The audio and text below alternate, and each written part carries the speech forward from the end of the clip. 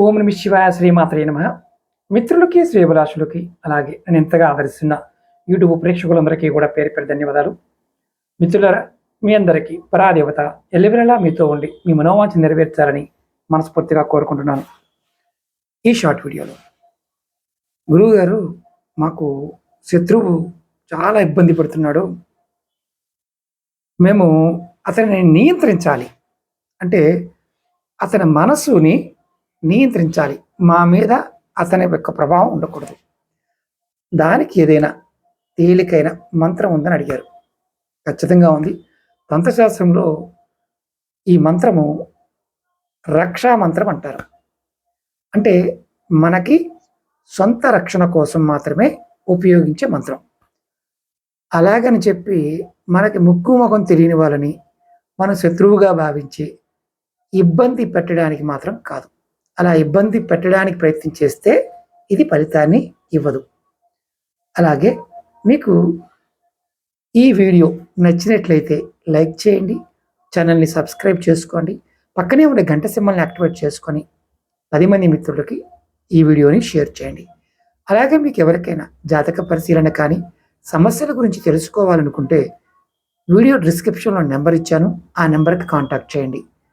9440539655 ఈ నెంబర్కి కాంటాక్ట్ చేసి మీరు అపాయింట్మెంట్ తీసుకోవచ్చు. ఇప్పుడు ఈ మంత్రాన్ని మీరు ఎలా జపించాలి, ఎన్నిసార్లు చేయాలి?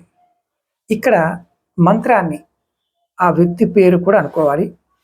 అలాగే ఎవరైతే మీరు నియంత్రించాలి అనుకుంటున్నారో, అంటే శత్రువు పేరు, అలా మీరు ఒక 10,000 సార్లు ఈ మంత్రాన్ని జపం చేస్తే ఆ పెద్ద శత్రువు అయినా సరే మీరు అతన్ని కంట్రోల్ చేయగలుగుతారు మనసుని.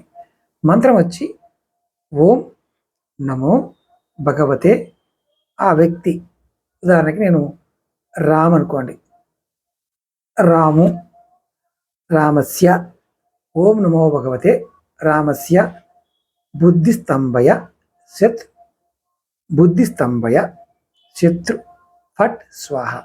మరొకసారి చెప్తాను. ఓం నమో భగవతే రామస్య బుద్ధిస్తంభయ శత్రు ఫట్ స్వాహ. ఈ మంత్రాన్ని నేను వీడియో డిస్క్రిప్షన్లో కూడా పెడతాను.